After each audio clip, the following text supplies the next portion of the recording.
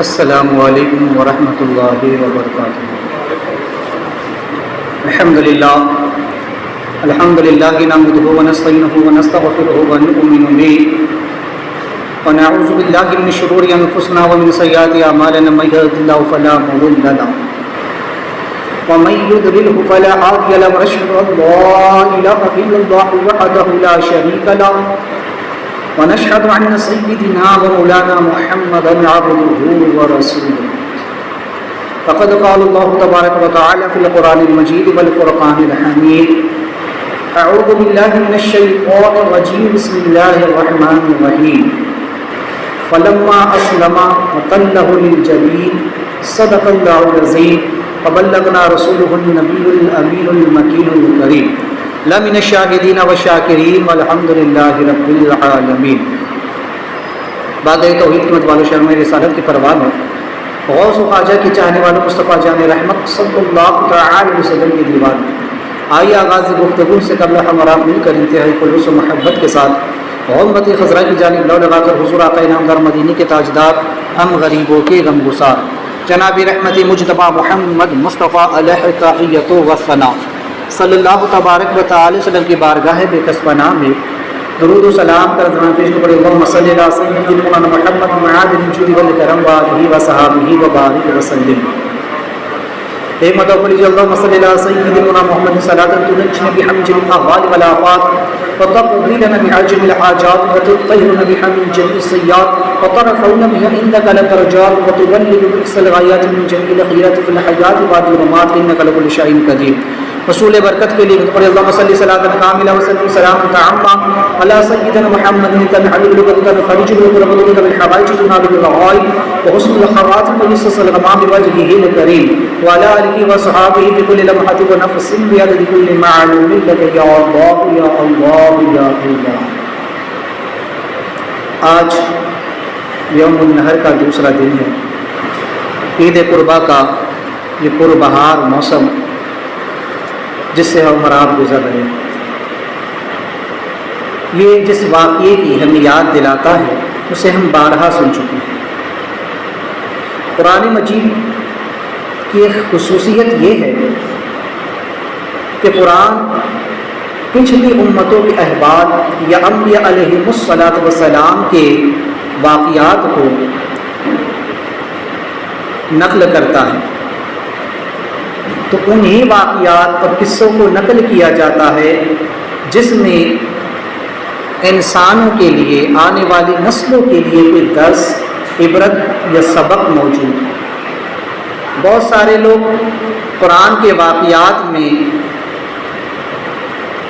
تسلسل ڈھونڈتے ہیں، چونکہ ہم جب قرآن کا مطالعہ کرتے ہیں تو دیکھتے ہیں کہ انبیاء علیہ السلام کے احوال، ان کے واقعات الگ الگ پارے میں، الگ الگ صورت میں، الگ الگ مقامات پر جو ہے تو آتے ہوئے رہتے ہیں، مکمل اس طریقے سے ایک ساتھ نہیں آتے۔ جیسے سورہ یوسف کہ یہ مکمل پوری ایک صورت نازل ہوئی ہے جس میں حضرت یوسف علیہ السلام کے مکمل حالات کا ذکر ہے، دیگر انبیاء علیہ السلام کے ساتھ ایسا نہیں۔ تو علماء فرماتے ہیں کہ اس کی وجہ یہی ہے کہ ان کی پوری زندگی یا پچھلی قوموں کے پورے حالات کو بیان کرنا مقصد نہیں ہے، بلکہ ان واقعات اور نظریات کو بیان کرنا مقصد ہے کہ جن سے آنے والے لوگ سبق اور عبرت حاصل کر سکیں۔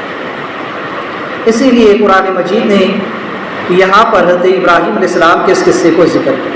آپ نے اللہ کی بارگاہ میں دعا کی ربی حب لی من الصالحین، اے اللہ مجھے نیک اولاد عطا فرما، صالح اولاد عطا فرما، فرما بردار اولاد عطا فرما۔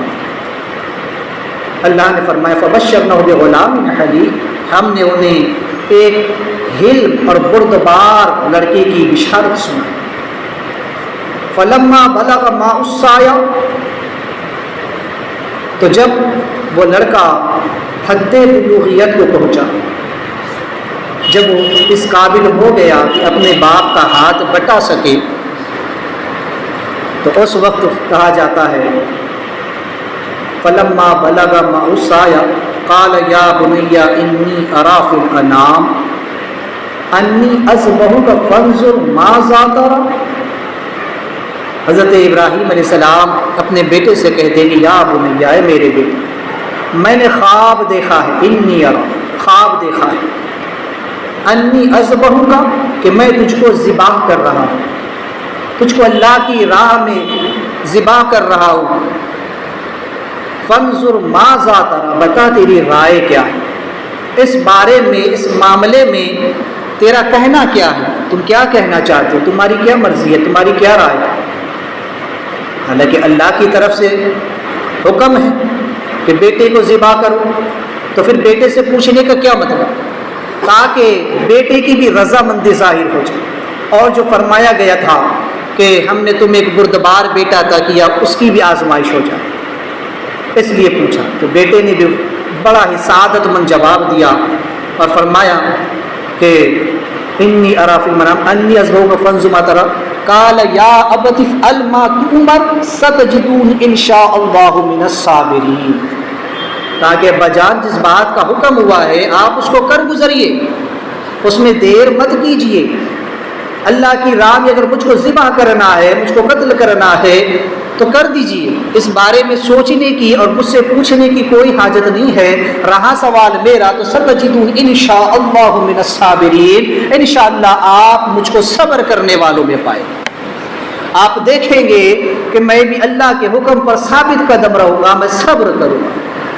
فلما اسلما وتلہ للجبین، قرآن کہتا ہے کہ پھر جب ان دونوں نے ہمارے حکم پر اپنی گردن جھکا دی، جب وہ دونوں راضی ہو گئے، باپ بیٹے کو ذبح کرنے کے لیے اور بیٹا ذبح ہونے کے لیے راضی ہو گئے، کوئی دنیاوی سودا نہیں ہو رہا تھا، باپ بیٹے بیٹھ کر کے کوئی پراپرٹی نہیں خرید رہے تھے کہ ہاں فلاں کھیت خریدنا ہے، فلاں ملہ کاٹنا ہے، فلاں پلاٹ خریدنا ہے، یا یہ چیز خریدنی ہے یا وہ چیز خریدنی ہے۔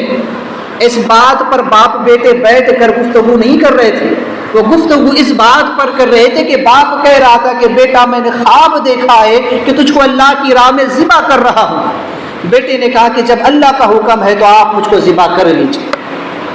باپ جان لینے کی بات کر رہا ہے اور بیٹا جان دینے کی بات کر رہا ہے۔ قرآن کہتا ہے فلما اسلم وتلہ للجبین، وہ دونوں اس امر پر راضی ہو گئے، باپ جان لینے پر راضی ہو گیا، بیٹا جان دینے پر راضی ہو گیا، دونوں نے ہمارے ہی حکم پر اپنی گردن جھکا دی، دونوں راضی ہو گئے۔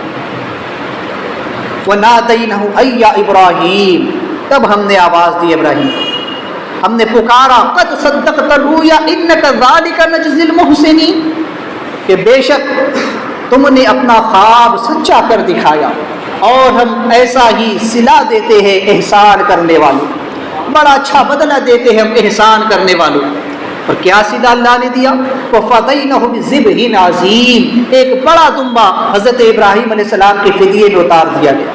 وَتَرَكْنَا عَلَيْهِ فِي الْآخِرِينَ، اور فرمایا کہ ہم نے اسے آخرت تک کے لیے، آخر بعد میں آنے والوں کے لیے، قیامت تک آنے والے لوگوں کے لیے اسے باقی رکھ دیا، تاکہ وہ لوگ اب اس سنت کو زندہ کریں۔ ہر سال جو ہے تو ہماری راہ میں جانور قربان کر کے وہ سنت ابراہیمی کو زندہ رکھے۔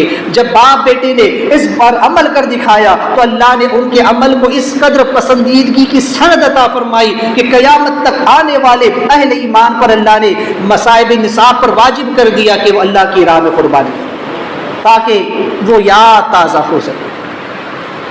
تو غرض کہ یہ واقعہ ہمیں قربانی کی طرف لے جاتا ہے کہ قربانی ایک عظیم فریضہ ہے، اور اس کا آغاز باضابطہ طور پر حضرت ابراہیم علیہ السلام کے یہاں سے ہوا۔ اللہ تبارک و تعالیٰ نے بیٹے کی قربانی مانگی، آپ نے خوشی خوشی بیٹے کو قربان کرنے کے لیے راضی ہو، بیٹا بھی اپنی جان دینے کے لیے راضی ہو گیا۔ لہٰذا قرآن نے اس منظر کو اسی لیے بیان کیا تاکہ آنے والی نسل اسے یاد رکھے اور جانے کہ اب ہر وہ چیز جو اسے پسند ہے وہ اسے اللہ کی راہ میں قربان کرے، کیونکہ وہ بیٹا جو 90 سال کی عمر میں بڑی التجاء اور دعاؤں کے بعد پیدا ہوا تھا، باپ کو بڑا عزیز تھا، لیکن حکم ہوا کہ ہماری راہ میں ذبح کر دو، تو اس وقت جب کہ اب سوچیں، ایک اندازہ کیجئے، ہر انسان اس طرح سے منزل سے گزرتا ہے کہ اگر کسی کا مرا ہوا بچہ پیدا ہو تو اس کو اتنا دکھ نہیں ہوگا جتنا دکھ بچہ اگر پیدا ہو کر انتقال کر جائے. اس کو بھی اتنا دکھ نہیں ہوگا جتنا دکھ بچہ اگر کبھی سال بھر کا ہو کر انتقال کر جائے. اس کو اتنا دکھ نہیں ہوگا جتنا دکھ اس شخص کو ہوگا کہ جس کا بچہ چلنے پھرنے لگے، بات کرنے لگے، ماں باپ کو جو تو اپنی ترکی زبان میں بات کرنے لگے. اس سے زیادہ دکھ اس انسان کو ہوگا کہ جس کا بچہ جو ہے تو شعور کی منزلوں میں پہنچ رہا ہو، جو بلوغیت کی منزل میں قدم رکھ چکا ہو، اور اس وقت موت کا پیغام آ جائے، اس وقت اگر انتقال ہو جائے تو ماں باپ کے دل پر کیا گزرتا. اس سے زیادہ دکھ اس سے ہوتا ہے جس کا جوان بیٹا جو ہے تو دنیا سے چلا جائے. یہاں پر وہی منظر ہے، فلما بلغ معه السعی، کہ جب وہ بلوغیت کی عمر کو پہنچ گئے، جب وہ اس قابل ہو گئے کہ باپ کا ہاتھ بٹا سکے، ایسے وقت میں کہا جا رہا ہے کہ اب اپنے بیٹے کو ہماری راہ میں ذبح. ایک لمحے کے لیے بھی ابراہیم خلیل اللہ علیہ السلام نے یہ نہیں سوچا کہ مولا میں نے تو بڑی منتوں سے اس بیٹے کو مانگا تھا، آج یہ بچہ جوان ہو چکا ہے اور میں تو برسوں کے بعد اپنے بیٹے سے ملنے آیا ہوں اور تو کہتا ہے کہ میں اسے تیری راہ میں ذبح کروں. ایک بار بھی یہ سوال اللہ سے نہیں کیا. مقام دیکھے حضرت ابراہیم علیہ السلام اور حضرت نوح علیہ السلام کا. حضرت نوح نبی علیہ السلام جب اللہ نے فرمایا کہ نوح طوفان آنے والا ہے، اہل ایمان کو کشتی میں سوار کر لو، جو تمہاری کشتی میں سوار ہوگا ہم اسے نجات دے دیں گے. تمام اہل ایمان سوار کر لیے گئے. بیٹا کافر تھا، ایمان نہیں لایا تھا، لیکن پھر بھی باپ کی محبت تھی، کہا کہ بیٹا کشتی میں سوار ہو جاؤ. کہنے لگا کہ نہیں، میں ہرگز سوار نہیں ہو سکتا. اللہ نے فرمایا تھا کہ موسیٰ، نوح، ہم تجھے اور تیرے اہل و عیال کو بچا لے گا. لیکن اس سے مراد یہی تھا کہ جو ایمان لائے گا. بیٹا کافر ہے، ایمان نہیں لایا، غرق ہو گیا. تو حضرت نوح علیہ السلام نے اللہ کی بارگاہ میں فوراً ہاتھ اٹھا دیا اور کہا کہ اللہ تو نے فرمایا تھا کہ میرے اہل و عیال کو بچائے گا، لیکن میرا بیٹا تو غرق ہو گیا، وہ تو ڈوب گیا. میرا جوان بیٹا جو ہے تو اس سمندر میں، اس طوفان میں غرق ہو چکا ہے. اللہ نے فرمایا کہ نوح یہ تمہاری اہل سے نہیں تھا، چونکہ یہ ایمان والا نہیں تھا. بتانے کا مقصد یہ ہے کہ وہاں پر بھی جوان بیٹا غرق ہو گیا، ڈوب گیا. تو حضرت نوح علیہ السلام نے فوراً ہاتھ اٹھا دیے اور کہا کہ اللہ میری اہل سے تھا، میری اولاد تھا، میرا بیٹا تھا، غرق ہو گیا. اللہ نے فرمایا کہ وہ تمہاری اہل سے نہیں تھا، وہ تمہارا فرما بردار نہیں تھا، وہ ایمان والا نہیں تھا، لہٰذا وہاں بات ختم ہو گئی. لیکن یہاں معاملہ تو الٹ ہے. یہاں بیٹا صرف، وہاں تو بیٹا کافر تھا، یہاں بیٹا صاحب ایمان ہی نہیں ہے بلکہ ساتھ ہی بڑا فرما بردار بھی ہے، حلیم ہے، بردبار بھی ہے اور مستقبل کا ہونے والا نبی بھی. اس بیٹے کو ذبح کرنے کا حکم دیا جا رہا ہے. ارے اگر کسی باپ کا کہ دو اولاد ہو اور ایک نافرمان ہو اور ایک فرما بردار ہو، تو اگر کوئی نافرمان کو تکلیف دے تب بھی باپ کو تکلیف ہوتی ہے کہ آخر کچھ بھی وہ بیٹا ہی تھا. اور اگر فرما بردار بیٹے کو کوئی نقصان پہنچے تو باپ کیسے برداشت کرے گا؟ باپ کیسے برداشت کریں گے؟ میرا اتنا لائق بیٹا، اتنا فرما بردار بیٹا. لیکن حضرت ابراہیم علیہ السلام کا مقام دیکھیں، ان کا ضبط دیکھے، ان کا صبر دیکھے. یہ نہیں کہتے ہیں نوح علیہ السلام کی طرح اے اللہ میری اولاد ہے، میری آل ہے، بڑی مدتوں کے بعد پیدا ہوا ہے اور تو فرماتا ہے کہ اسے ذبح کر دو. ایک بار بھی نہیں کہا، بلکہ جیسی حکم ہوا آپ چھری لے کر کے تیار ہو گئے کہ بیٹا میں نے خواب دیکھا ہے تجھ کو ذبح کر. اتنا عزیز ترین بیٹا، ایسا خوبصورت نوجوان بیٹا جس سے کون نہ پیار کرے. لیکن حضرت ابراہیم علیہ السلام جسے سب سے زیادہ چاہ رہے ہیں، اللہ کی خاطر اسی کو ذبح کرنے کے لیے تیار. اپنی جان کسے پیاری نہیں ہوتی؟ آج ہم ہی خود دیکھ لو، ہر انسان کو اپنی جان پیاری. آج حالات ایسے ہوتے ہیں پھر بھی لوگ سوچ رہے کہ بس کسی نے کسی طرح اپنی جان بچا دی جائے. اسلام پر آ چاہے تو آ جائے، کسی دوسرے کا گھر جلے تو جلے، لیکن ہم تو سلامت رہ جائے. ہر انسان کو اپنی فکر ہے اور قیامت میں بھی یہی ہوگا. ہر انسان نفسی نفسی کرے گا، اپنی فکر کرے گا. کسی دوسرے کی فکر کرنے کی اسے فرصت کہاں ہوگی؟ تو ہر انسان کو اپنی جان عزیز ہوتی ہے. کون نہیں چاہتا کہ میری جان محفوظ رہ جائے؟ لیکن حضرت اسماعیل علیہ السلام اللہ کے حکم کو سنتے ہی کہ اللہ کا حکم ہے، میرا باپ اللہ کا نبی، انہوں نے خواب دیکھا ہے، نبی کا خواب سچ ہے، لہٰذا یہ اللہ ہی کا حکم ہے، اور جب اللہ کا حکم ہے تو یہ جان اسی نے دی ہے، اگر اسی کی راہ میں چلی جائے تو اس سے بڑھ کر سعادت مندی کی بات اور کیا ہے۔ آج ہمارے حالات یہ ہے کہ اگر کبھی ذرا سی مصیبت آ جائے، خدا کی طرف سے امتحان آ جائے، آزمائش آ جائے، تو ہم شکوے شکایت کرتے ہیں، ایک طرف تو اس کی فرما برداری نہیں کرتے اور دوسری طرف اس کی طرف سے آنے والی آزمائش پر صبر نہیں کرتے اور شکوے کرتے ہیں کہ ہمارے ساتھ ایسا کیوں ہو رہا۔ لیکن حضرت اسماعیل علیہ السلام نے پیغام دیا کہ نہیں، جس رب نے یہ جان دی ہے، جس نے یہ زندگی دی ہے، جان دی ہوئی اسی کی تھی، حق تو یہ ہے کہ حق ادا نہ ہو۔ کہا کہ یہ جان رب نے دی ہے، ارے اس کی راہ میں چلی جائے، اس سے بڑھ کر کے کیا ہو سکتا ہے۔ کہا کہ میں راضی ہوں، میں اپنی جان اللہ کی راہ میں قربان کرنے کے لیے تیار ہوں۔ آپ تیار ہو اپنی جان قربان کر دیں؟ اور باپ بیٹے نے اپنے عمل سے رہتی دنیا تک، قیامت تک آنے والے انسانوں کے لیے پیغام دے دیا کہ قربانی یہ ہے کہ ہر وہ چیز جسے تم سب سے زیادہ چاہتے ہو اللہ کے لیے اسے قربان کرو۔ اگر تم اپنے مال سے محبت کرتے ہو تو اللہ کی خاطر مال کو قربان کرو۔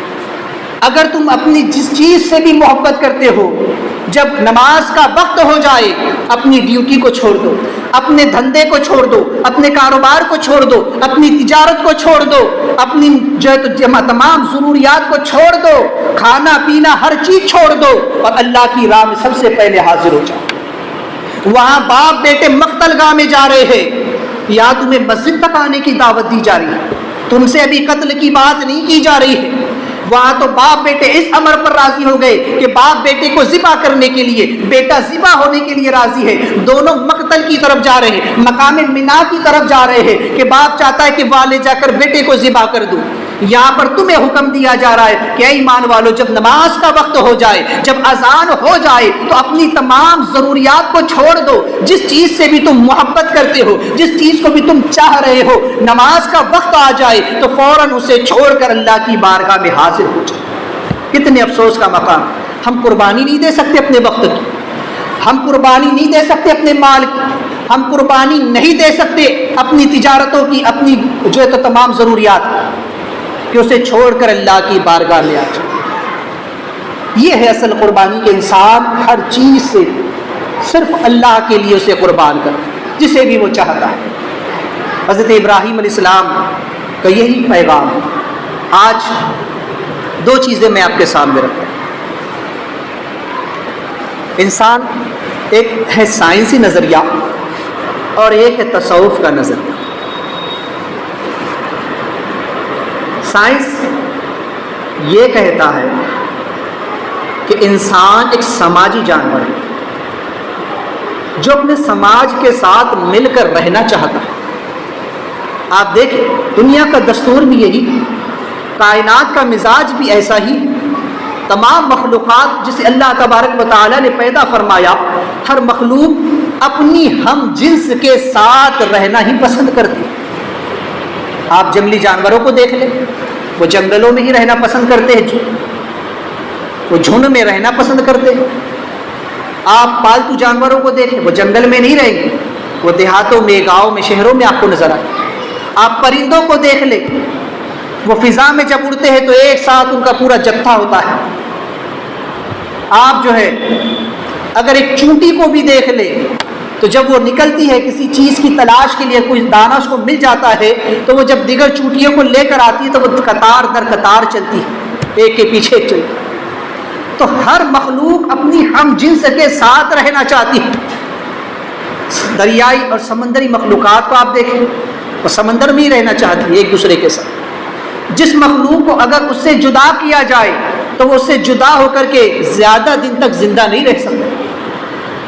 آج سائنس یہ کہتا ہے کہ انسان ایک سماجی جانور ہے جو اپنے سماج سے مل کر کے رہنا چاہتا ہے، اور حقیقت بھی ایسی ہی۔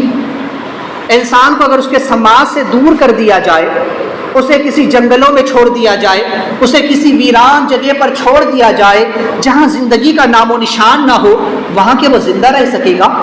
کیا وہاں وہ اپنی زندگی بسر کر سکے گا؟ بالفرض اگر انسان کو کھانے پینے کی ضروریات مہیا بھی کر دی جائے تب بھی دیگر انسانوں کے بغیر کہ ایک تنہا انسان زیادہ دنوں تک رہ سکے گا؟ وہ اپنا درد کس سے کہے گا؟ وہ اپنی بات کس سے کہے گا؟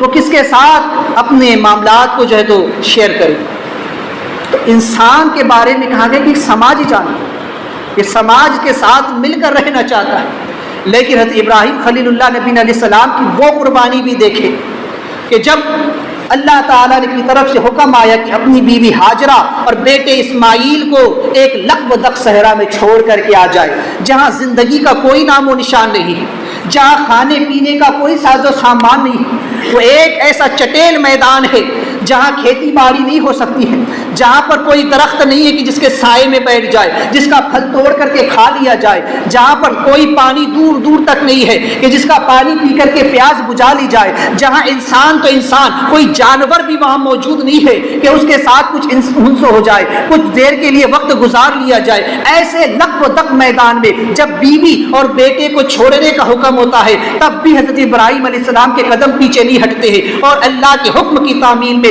آپ اپنی بیوی اور بیٹے کو ایسے میدان میں چھوڑ کر کے چلے آتے ہیں۔ لیکن یقین دیکھیں، یہی وہ پیغام ہمیں جو دیا جا رہا ہے کہ اس وقت یقین حضرت ابراہیم کو بھی اللہ کی ذات پر تھا، اور حضرت ہاجرہ رضی اللہ تعالی عنہا نے بھی چلتے وقت صرف ایک سوال پوچھا تھا کہ ابراہیم کیا یہ اللہ کا حکم ہے؟ آپ نے اس بات میں سر ہلایا، کہا ہاں۔ کہا بس جب اللہ کا حکم ہے تو جس رب نے یہاں بھیجا ہے وہی رب حفاظت بھی فرمائے گا، اور تاریخ گواہ ہے کہ وہ مقام جہاں بی بی ہاجرہ ٹھہری تھی اپنے لخت جگر حضرت اسماعیل کو لے کر کے، وہاں کوئی بھی نہ تھا، لیکن آج دنیا کے لاکھوں انسان وہاں پہنچ کر کے حج بیت اللہ کا طواف کر رہے ہیں۔ آج بھی اس زمزم کا پانی پیا جا رہا ہے، آج بھی وہاں کی کھجوریں کھائی جا رہی ہے، اور وہ دعا جو حضرت ابراہیم نے کی تھی کہ اللہ یہاں پر ایک شہر آباد فرما اور انہیں پھلوں کا رزق عطا فرما، اور جو بھی دعائیں آپ نے کی تھی اللہ نے وہ سب پوری فرما دی۔ یہ ہے وہ یقین کی منزل۔ یہ پیغام دیا جا رہا ہے کہ اے انسان، اگر تو کسی ایسے مقام پر بھی چلا جائے، ایسی منزل پر بھی تو کھڑا ہو جائے جہاں تو تنہا ہو، کوئی تیرا ساتھ دینے والا نہ ہو، کوئی تجھے پوچھنے والا نہ ہو، تب بھی تجھے یقین اللہ کی ذات پر ہونا چاہیے۔ وہ رب جو ایک لق و دق میدان میں، ایک صحرا میں حضرت بی بی ہاجرہ اور حضرت اسماعیل کو زندگی عطا کر سکتا ہے، وہ رب قادر مطلق ہے کہ انسان جب کسی بھی منزل میں تنہا کھڑا ہو جائے، جہاں لوگ اس کا ساتھ چھوڑ دے، جہاں تمام حالات ساتھ چھوڑ جائے، جہاں زندگی کی اور دنیا کی تمام باقی طاقتیں اس کا ساتھ چھوڑ دے، تب بھی اسے اللہ کی ذات پر یقین رکھنا چاہیے۔ اگر سب کچھ تباہ ہو جائے تب بھی وہ رب ہے جو نئے سرے سے زندگی عطا فرمانے پر قادر ہے۔ تو انسان بغیر سماج کے نہیں رہ سکتا۔ آج کے دور کے سماج کو دیکھو، وہ بی بی ہاجرہ جو تنہا اس مقام پر رہی، اور جب ایک قافلہ وہاں سے گزرا تو انہوں نے جب وہاں پانی دیکھا، کہا کہ اس راستے سے کئی مرتبہ گزرے ہیں، کبھی پانی نظر نہیں آیا، آج یہاں پانی ہے۔ وہاں پہنچے تو بی بی ہاجرہ چونکہ وہاں بیٹھی ہوئی تھی، انہوں نے بی بی ہاجرہ سے اجازت مانگی کہ ہم یہ پانی پی سکتے ہیں؟ کہا پی سکتے ہیں۔ آپ نے عام اجازت دے دی، تمام قافلے والوں کو پانی پلایا، وہ لوگ وہیں بس گئے یہاں تک کہ ایک شہر وہاں آباد ہو گیا۔ آج کا دور ایسا ہے کہ ایک سگا بھائی سگے بھائی کو پانی پلانے کو تیار نہیں۔ آج کا دور ایسا ہے کہ وہ وقت تو وہ تھا کہ ایک تنہا بی بی ہاجرہ نے پورا شہر آباد کر دیا، انسانیت کی وہ مثال قائم فرمائی، لوگوں کے اندر درس، محبت، پیغام، اخوت کا وہ جو تو جذبہ آپ کے اندر تھا کہ آپ نے لوگوں کے لیے پانی کا دریا کھول دیا۔ یہ نہیں کہا کہ اتنا پانی صرف میں ہی پیوں گی، یہاں میرا ہی قبضہ رہے گا، میں کسی کو ایک گھونٹ نہ دوں گی، بلکہ آپ نے لوگوں کے لیے پانی کے دریا کو واہ فرما دیا، تو وہاں پورا شہر آباد ہو گیا۔ آج تک وہاں اللہ و رسول کی صدائیں بلند ہو رہی گئی ہے۔ آج کے دور کے حالات یہ ہے کہ انسان ہر چیز جو وہ حاصل کر لیتا ہے اس پر کسی دوسرے کا حق حاصل نہیں ہونے دیتا۔ اگر جائیداد اسے ملتی ہے تو ایک بھائی یہ چاہتا ہے کہ میرے باپ کی ساری جائیداد مجھے کو مل جائے، دوسرے کے حصے میں کچھ بھی نہ آنے پائے۔ آج اگر قربانی کا گوشت بھی ہوتا ہے تو وہ چاہتا ہے سارا میں ہی رکھ لوں، دوسرے کے حصے میں کچھ جانے نہ پائے۔ ہر وہ چیز جو انسان حاصل کرتا ہے، اللہ فرماتا ہے کہ اے بندے، ہم نے تیری چیزوں میں دوسرے کا حق رکھا ہے، تیرے مال میں ہم نے تیرے پڑوسیوں کا حق رکھا ہے، غریبوں، یتیموں، مسکینوں، فقیروں کا حق رکھا ہے، اس کو اس کا حق ادا کر۔ آج حال یہ ہے ہم حق مار رہے ہیں، ایک دوسرے کا حق کھا رہے ہیں اور ہم کہتے ہیں انسان ہے۔ آج ایک انسان انسانوں کے بیچ رہ کر بھی اپنے آپ کو تنہا محسوس کرتا ہے۔ وہ انسان جو انسانوں کے بغیر زندگی نہیں گزار سکتا، اب وہ چاہتا ہے کہ ایسے انسانوں کے بیچ میں رہوں۔ ارے ان کی انسانیت مر چکی ہے۔ آج کوئی پڑوسی بھوک سے مر رہا ہے، آج حالات کیا سے کیا ہوتے جا رہے ہیں، آج مسلمانوں پر کیا کچھ نہیں گزر رہا ہے۔ جو انسان درد کی منزل سے گزر رہا ہے، جو انسان آزمائشوں کی بھٹی سے گزر رہا ہے، کوئی اس کو پوچھنے والا نہیں ہے، کوئی اس کو ساتھ دینے والا نہیں ہے۔ یہ انسانیت مر چکی ہے۔ پھر فرق کیا رہ گیا انسانوں اور جانوروں کے درمیان؟ جب انسانیت ختم ہو چکی ہے، پڑوس والا بھوک سے مر رہا ہے، کوئی بیمار بیماری میں تڑپ رہا ہے لیکن اسے علاج کے لیے دینے کے لیے ہمارے پاس پیسہ نہیں ہے، انسانیت کہاں رہی؟ انسان کو سماجی جانور اسی لیے کہا گیا تھا کیونکہ وہ ایک دوسرے سے اپنا درد بیان کر سکے، دوسرا انسان اس انسان کے کام آ سکے۔ کہ کبھی دیکھا ہے کہ جانوروں میں جب کوئی بیمار ہوتا ہے تو دوسرے جانور اس کو ہاسپٹل لے جاتے ہیں؟ کبھی دیکھا ہے کہ کوئی جانور مر جاتا ہے تو دوسرے جانور اس کے جنازے کو کاندھا دیتے ہیں، اسے لے جا کر کے دفن کرتے ہیں؟ کہ کبھی دیکھا ہے کہ کوئی جانور جس کو کھانا پینا نہیں ہوتا دوسرے جانور لا کر کے دیتے ہیں؟ آج یہ تمام معاملات تو انسانوں میں بھی آ گئے۔ پھر فرق کیا رہ گیا انسان اور جانور کے درمیان؟ پھر انسانوں کا سماج کہا، یہ تو جانوروں کا سماج ہے۔ افسوس کا مقام ہے کہ ہم نے وہ درس نہیں پڑھا، ہم نے اس درس کو، قربانی کے عظیم درس کو بھلا دیا، ہمارے اسلاف کی تواریخ کو بھلا دیا کہ جنہوں نے اپنی ذات کو چھوڑ کر دوسروں کو ترجیح دی، جس چیز کی انہیں ضرورت تھی لیکن خود نہ لے کر کے اپنی کسی مسلمان بھائی کی ضرورت کو پورا کر دیا ہے۔ وہ تاریخ ہم بھول چکے ہیں، وہ سماج ہم بھول چکے ہیں۔ جو اسلام آقا کریم صلی اللہ علیہ وسلم لے کر کے آئے، جو دین آقا کریم علیہ السلام لے کر کے آئے، اور مکہ اور مدینہ میں میرے آقا علیہ السلام نے جو پیمانہ رائج فرمایا تھا اور انسانیت اور اخوت، محبت، پیار کا جو درس دیا تھا، قربانی کا جو سبق پڑھایا تھا، اسے ہم بھول چکے ہیں۔ اس لیے آج اس سماج میں انسان نہیں، جانور پائے جاتے ہیں، پر جانور۔ افسوس کا مقام ہے۔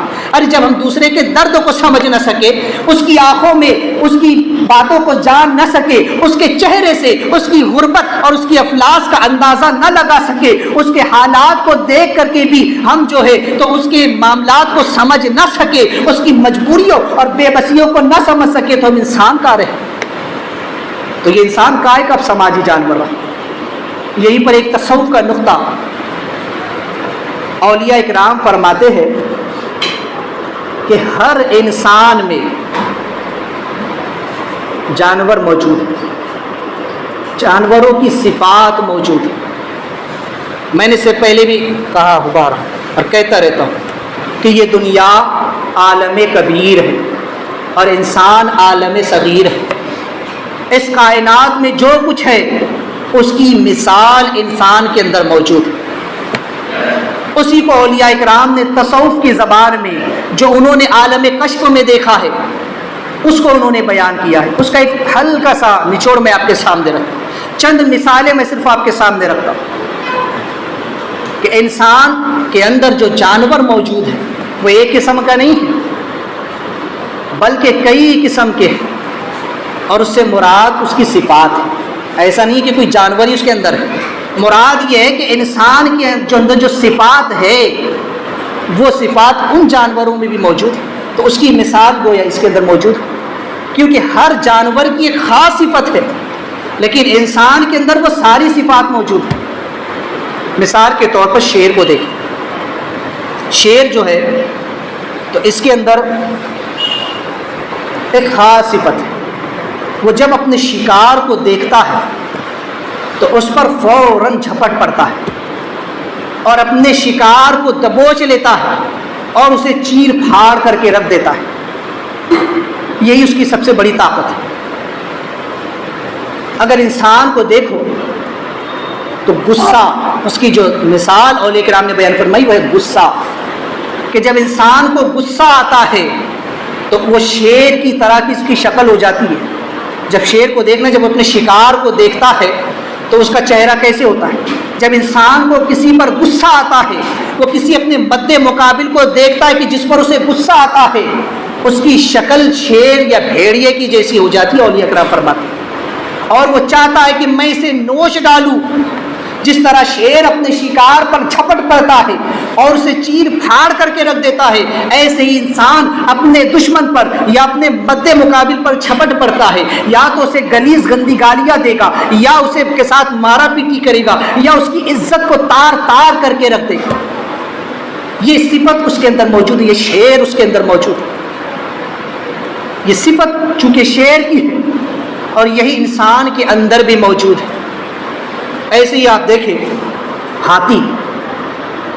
ہاتھی کے بارے میں ایک مثال مشہور ہے کہ مست ہاتھی، یعنی جب ہاتھی مست ہوتا ہے تو وہ اپنی مستی میں جب چلتا ہے تو پھر وہ کچھ نہیں دیکھتا کہ اس کے پیروں تلے کیا ہے، وہ ہر چیز کو روند کر کے نکل جاتا ہے۔ مست ہاتھی ہر چیز کو روند کر نکل جاتا ہے، اس کے راستے میں جو چیز بھی آتی ہے وہ اسے اپنے پیروں سے کچل کر کے آگے بڑھ جاتا ہے۔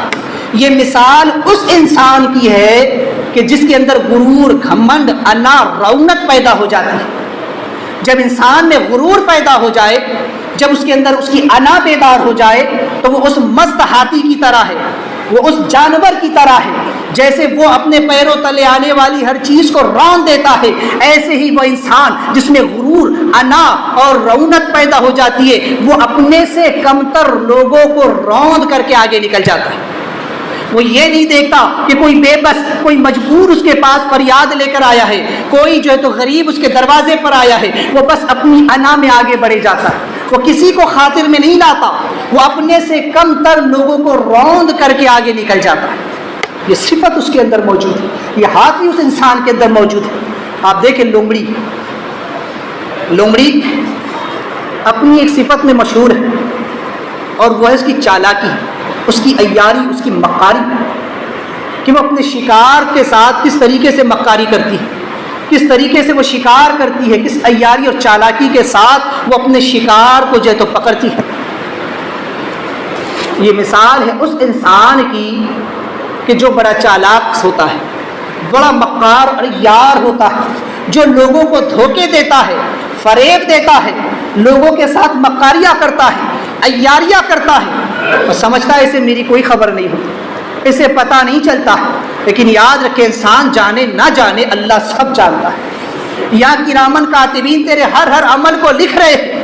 اپنے اندر یہ جو لومڑی کی صفت تو نے پال رکھی ہے، یہ جو تو لوگوں میں عیاریاں اور مکاریاں کرتا ہے، یہ جو تو اور بھیس اوڑھ کر کے لوگوں کے سامنے اپنے آپ کو کچھ اور ظاہر کرتا ہے، یہ سب کچھ تیرے اندر موجود ہے اور اللہ سے کچھ چھپا نہیں۔ آپ دیکھیں ایک بندر کی مثال، بندر کی ایک کہانی مشہور ہے کہ جب بارش ہوتی ہے تو بندر سوچتا ہے کہ تمام جانوروں کے تو گھر ہے، لیکن میرا کوئی گھر ہی نہیں ہے جہاں میں رہ سکوں، اب اس بارش کے بعد میں اگلا گھر بنا لوں۔ لیکن جیسے ہی بارش گزرتی ہے وہ پھر اس درخت سے اس درخت پر چھلانگیں مار کر اپنی پوری زندگی گزار دیتا ہے۔ لہٰذا یہی حال ہے اس انسان کا کہ جب اس پر کوئی مصیبت آتی ہے تو وہ کہتا ہے کہ اب میں توبہ کر لوں، اب میں اس راستے پر نہیں جاؤں گا، میں یہ کام نہیں کروں گا، اللہ تعالیٰ مجھ کو معاف کر۔ لیکن جیسے ہی وہ مصیبت ٹل جاتی ہے وہ پھر سے وہی کام کرنا شروع کر دیتا ہے، پھر سے وہی بیاج کا دھندا، پھر سے وہی حرام خوری کا دھندا، پھر سے وہی حرام کھانے کا دھندا، پھر سے وہی دیگر معاملات اور حرام کاریاں اور گناہوں کا بازار پھر سے گرم کرنا شروع کر دیتا۔ کہتے ہیں کہ بندر پلانٹی مارنا نہیں بھولتا، وہ بوڑھا بھی ہو جائے نا، بندر کے بارے میں یہ بھی مشہور ہے کہ بندر اگر بوڑھا بھی ہو جائے تو وہ کلانٹی مارنا نہیں بھولتا، کلا بازی کرنا نہیں بھولتا۔ یہی حال اس انسان کا ہے، اس بوڑھے زانی کا ہے جس کے بارے میں حضور علیہ السلام نے فرمایا کہ اللہ کل قیامت کے دن بوڑھے زانی کی طرف نگاہ بھی نہیں کرے گا۔ جس انسان کو ان بری عادتوں کی لت لگ جاتی ہے، وہ بوڑھا بھی ہو جائے تو وہ یہ کام کرنا نہیں چھوڑتا ہے۔ لہٰذا اس بندر کی طرح کئی بار توبہ کریں گے لیکن پھر جا کر کے وہی کلانٹی مارے، پھر جا کر وہی گناہ، پھر جا کر وہی کہ وہی کام کرنا ہے۔ یہ صفت بندر کی انسان کے اندر موجود ہے۔ آپ دیکھیں گرگٹ جو ہے نا، اس کے رنگ بدلنے کی بڑی ایک مثال مشہور ہے، عادت جو اس کی خاصیت اور اس کی صفت ہے کہ وہ ماحول کے حساب سے رنگ بدل لیتا ہے، لیکن جتنی تیزی کے ساتھ گرگٹ بھی رنگ نہیں بدلتا، انسان آج کے دور میں رنگ بدل لیتا ہے۔ اس کے حالات کیسے پلٹا کھاتے ہیں، انسان کیسے مکاری اور عیاری کرتا ہے، کیسے نفاق وہ اوڑھ کر کے، نفاق کی چادر اوڑھ کر کے لوگوں کے سامنے آتا ہے۔ وہ ہوتا کچھ ہے اور دکھاتا کچھ اور ہے، اس کا ظاہر کچھ ہوتا ہے، اس کا باطن کچھ اور ہوتا ہے۔ وہ لوگوں کے سامنے ظاہر کچھ کرتا ہے لیکن اس کا باطن کچھ اور ہوتا ہے۔ آج کے دور میں نفاق کی بیماری جتنی تیزی کے ساتھ پھیل رہی ہے، کسی انسان کو کنوینس کرنے کے لیے، اسے اپنی جانب متوجہ کرنے کے لیے انسان فوراً اپنی باتیں بدل لیتا ہے، فوراً اس کے نظریات بدل جاتے ہیں۔ گرگٹ بھی ایسے رنگ نہیں بدلتا جیسے انسان اپنی باتیں، اپنی چال ڈھال اور اپنے تمام حالات کو بدل لیتا ہے۔ یہ صفت انسان کے اندر موجود ہے۔ آپ دیکھیں کتے کی ایک عادت مشہور ہے اور وہ ہے لالچ، حرص، طمع۔ آپ اس کو آگے ہڈی ڈالیے وہ کھا لے گا، لیکن اس کے بعد پھر آ کر کے اپنی زبان باہر نکال کے ہانپتا ہوا بیٹھے، کھا لے گا جو چیز کو مل گئی، وہ کھانے کے بعد آ کر کے پھر جیسے کہ ویسے اپنی زبان باہر نکال کر کے اپنے پیر اٹھا کر کے ہانپنا شروع کر دے تاکہ اور مجھے مل جائے اور زیادہ مجھ کو مل جائے۔ یہی انسان مثال اس لالچی انسان کی ہے کہ جس کو سب کچھ مل جائے وہ پھر بھی جو ہے تو لالچ کرتا ہے، حرص کرتا ہے، اس کی لالچ کی زبان پھر باہر نکل کر کے آتی ہے کہ ارے اس کو اتنا ملا، مجھ کو کم ملا، یہ بھی مجھ کو مل جائے، وہ پلاٹ بھی میں خرید لوں، وہ دکان بھی میں خرید لوں، یہ جگہ بھی میں خرید لوں، وہ مکان بھی میں خرید لوں، یہ پراپرٹی بھی میں خرید لوں۔ اس کی لالچ ختم نہیں ہوتی ہے، وہ چاہتا ہے کہ یہ بھی ہوگا، اس کے بعد پھر اس کی زبان باہر نکل کر آتی ہے لالچ کی، ارے اب یہ نہیں، اب وہ چیز میں خرید لوں۔ اس کی لالچ کم نہیں ہوتی۔ یہ صفت کتے کی، یہ کتا انسان کے اندر بیٹھا ہوا ہے، یہ صفت اس کے اندر موجود ہے انسان کے۔ آپ بلی کو دیکھیں، بلی جو ہے اس کی بارے میں ایک کہاوت مشہور ہے، وہ آنکھ بن کر کے دودھ پیتی ہے، سمجھتی ہے کوئی نہیں دیکھ رہا۔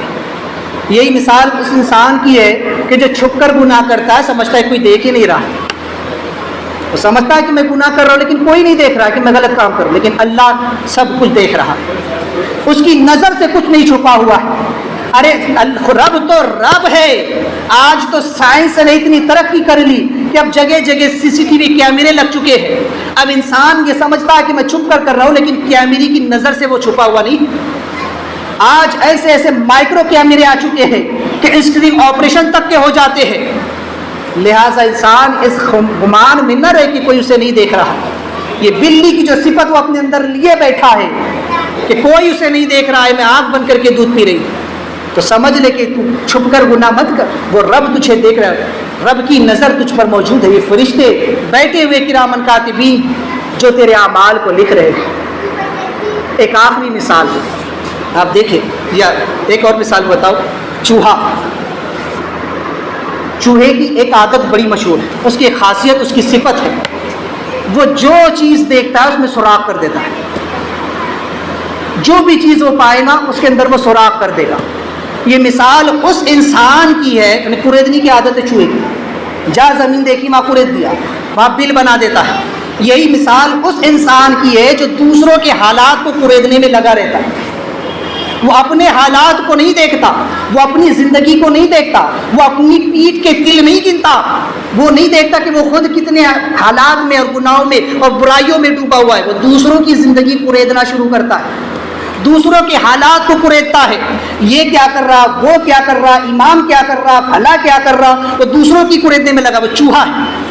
ایسے چوہے جو لوگوں کی زندگیاں کریدتے ہیں، لوگوں کے حالات کریدتے ہیں، ان کے اعمال کریدتے ہیں۔ تمہیں حق کس نے دیا؟ ارے وہ رب ہے، وہ اپنے بندے کے اعمال کو خود دیکھ لے گا، اسے چاہے گا بخش دے گا، چاہے گا سزا دے گا۔ ارے تمہیں کس نے حق دیا؟ اس کی زندگی کو کریدتے رہو اور اس کے حالات اور اس کے اعمال معاملات کو دیکھتے رہو۔ یہ چوہے کی صفت اپنے اندر سے دور کریں۔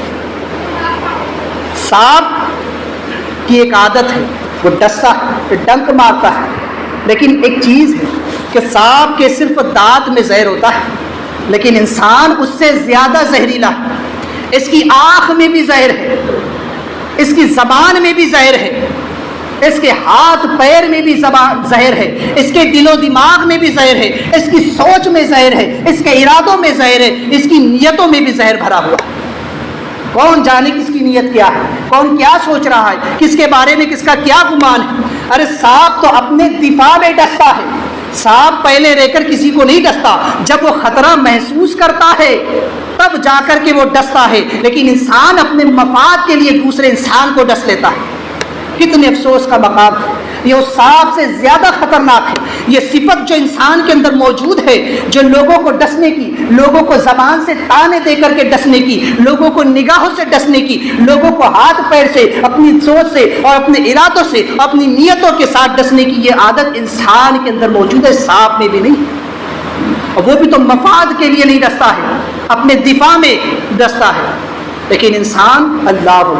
تو یہ بتانے کا میرا مقصد ہے کہ یہ جو کہا گیا، اولیاء کرام نے جو فرمایا کہ انسان کے اندر جانور موجود ہے، اس سے مراد یہ صفات ہے۔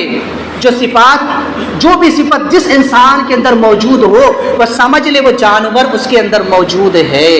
اب میرے جو اصل بات ہے وہ یہ ہے کہ اللہ نے جو فرمایا، یہ جو قربانی کا درس ہمیں دیا گیا کہ ہر سال سنت ابراہیمی کو ہم زندہ کرتے ہیں اور جانور اللہ کی راہ میں ذبح کرتے ہیں، تو صرف اس جانور کو ہی ذبح کرنا نہیں، یہ تو تم پر واجب ہے، ایک مالک نصاب پر لازم ہے کہ وہ ایک جانور کی قربانی کر دے، لیکن ایک باطن کا جو نقطہ ہے، اولیاء فرماتے ہیں کہ اپنے اندر جو یہ سارے جانوروں کو لیے بیٹھا ہے، ان جانوروں کو بھی ذبح کر، ایک ایک صفت کو جو ہے تو ختم کرتا چلا جائے، اس کی بھی قربانی دے، ان جانوروں کو، ان گندی صفات کو اپنے اندر سے دور کرے اور خالص مومن بن کر کے اللہ کی بارگاہ میں حاضر۔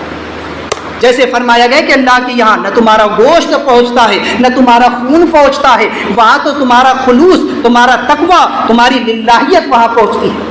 اسی طرح اپنے اندر سے ان تمام بری صفات کو ختم کرتے چلے جائے۔ یہ جو جانور، یہ جو جانوروں کی صفات تمہارے اندر موجود ہے، اس کو ذبح کرے، اس کو قربان کرے اللہ کے لیے، خالص اللہ کی رضا کے لیے۔ مجھے اپنے آپ کو پاک کرنا ہے، مجھے اپنے اندر سے ان بری صفات کو ختم کرنا ہے اور پاکیزہ اخلاق کو اختیار کرنا ہے، سنت رسول اللہ کو اختیار کرنا ہے۔ ایک سنت ابراہیمی کو ہم زندہ کرتے ہیں صرف ایک جانور ذبح کر کے، لیکن اسی رب کائنات نے فرمایا ہے لقد کان لکم فی رسول اللہ اسوۃ حسنہ، کہ محمد صلی اللہ علیہ وسلم کے اخلاق تمہارے لیے بہترین نمونہ ہے، حضور علیہ السلام کی زندگی تمہارے لیے بہتر نمونہ ہے۔ لقد، اور فرمایا گیا وَإِنَّكَ لَخُلُقٍ عَظِيمٍ، محبوب آپ کے اخلاق تو بڑے عظیم الشان ہے، بڑی عزت والے ہیں، ان اخلاق کو اپناؤ۔ ایک سنت ابراہیمی کو ادا کرنے کے لیے ہم کس قدر محنت کرتے ہیں، اور بے شک کرنا بھی چاہیے۔